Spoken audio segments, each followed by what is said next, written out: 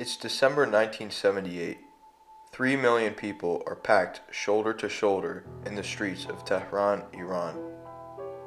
For miles, the asphalt street isn't even visible. The rebelling crowds occupy the entire city. A massive roar of shouts circulate, demanding the removal of the totalitarian monarch Mohammad Reza Pahlavi. Huge posters of the exiled leader of the opposition, Ayatollah Khomeini, are hoisted into the air. Thousands more join by the second. This is the largest protest of the Iranian Revolution, which will successfully force the monarchical authoritarian dictator out of power. Revolutionary turning points, a new rule of Iran.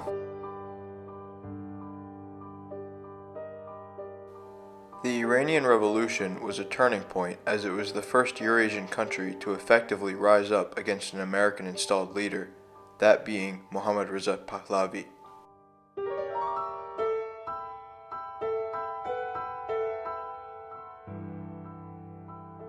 In 1925, Reza Shah Pahlavi named himself the Shah of Iran and installed the Pahlavi dynasty after his coup d'etat against the British-controlled Shah, Ahmad Shah Qajar. Pahlavi had plans of ridding Iran from British influence and modernizing the country, which he did. Then, during World War II, the Allied countries suspected Pahlavi of being a Nazi sympathizer. The Allies and Pahlavi came to an agreement that Iran could remain independent, but Reza Shah Pahlavi had to abdicate the throne and leave it to his son, Mohammad Reza Pahlavi. This new Shah had intentions of westernizing and modernizing Iran. After the war was over, many Iranians did not like Pahlavi's new Western-friendly rule, because it focused on secularizing the country and canceled out important aspects of Iranian culture. In 1949, Iranian nationalist Mohammad Mossadegh founded the National Front Party. Mossadegh wanted to strictly nationalize the Iranian oil economy and take control from Britain, which had control of Iranian oil at the time. Mossadegh was democratically elected prime minister in 1951. In 1953, after an assassination attempt on his life, the Shah was forced to exile for a short period. Because the newly elected Prime Minister Mossadegh came through on nationalizing Iranian oil, America and Britain couldn't control Iranian oil. To take back control of Iran's oil, the American CIA and the British SIS executed Operation Ajax, the American and British coup d'etat of Iran to remove Mossadegh from power. They reinstalled Mohammad Reza Pahlavi as the Shah of Iran with more power than ever.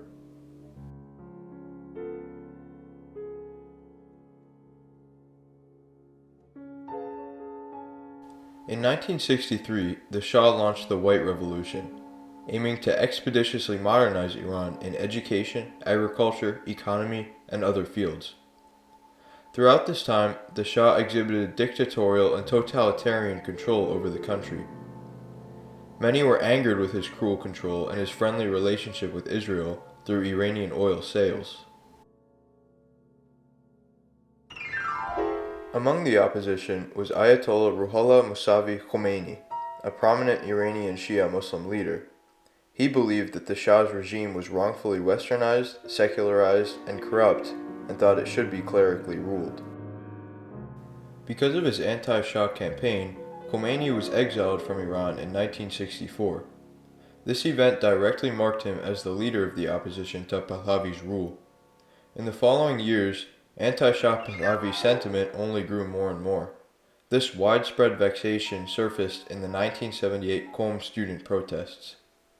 In January of that year, the national newspaper, Etalat, insulted Ayatollah Khomeini, accusing him of not being Iranian and being an agent of communism.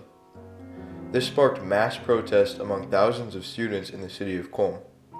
The clash between police and students resulted in 9 civilian deaths.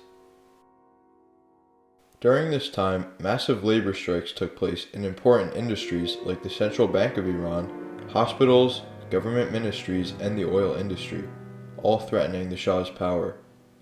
On August 20th, 1978, the Rex Theater was mysteriously burned down, resulting in 400 civilian deaths. The opposition blamed the Shah for this event and accused him of doing it in an attempt to frame the rebellion. The Rex Theater incident sparked only a greater uprising.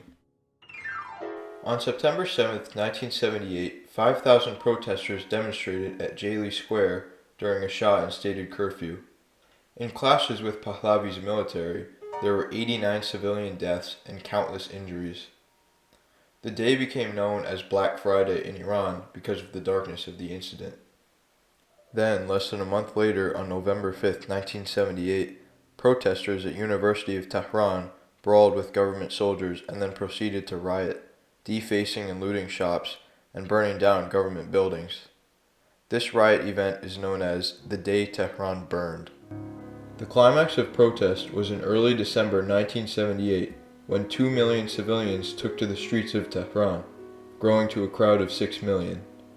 The mass demonstration demanded that Pahlavi be removed from power and replaced with Ayatollah Khomeini. On January 16, 1979, Mohammad Reza Pahlavi fled the country, never to return. And about 2 weeks later, on February 1, 1979, Ayatollah Ruhollah Mousavi Khomeini returned from 15 years of exile. To set foot on Iranian ground for the first time in 15 years. They clambered and ran to see and be near him for 15 miles. They were welcoming an old man they believe is capable of anything. Derek Taylor, News at 1, Tehran. Upon leaving the airport, hundreds of supporters swarmed the streets of Khomeini's entourage, eager to see the sovereign of their opposition returning home from exile. The first destination of the Ayatollah was Behesht Azahra Cemetery, where he gave his famous first speech back in Iran.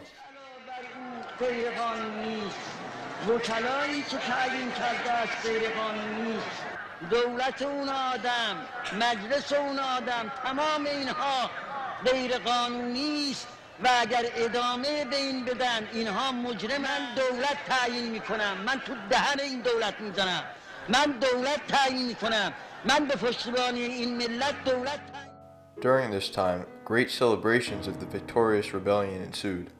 Once the Shah was gone, many of his own military officers had actually joined in celebrating his defeat and fleeing the country, and embraced their new ruler, Ayatollah Khomeini.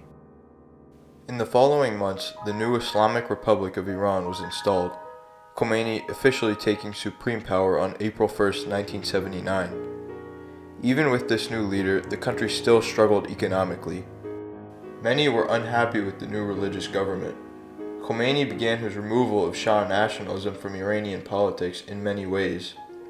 He had many of the Shah's generals executed, and on August 20, 1979, he shut down 22 anti-revolution newspapers.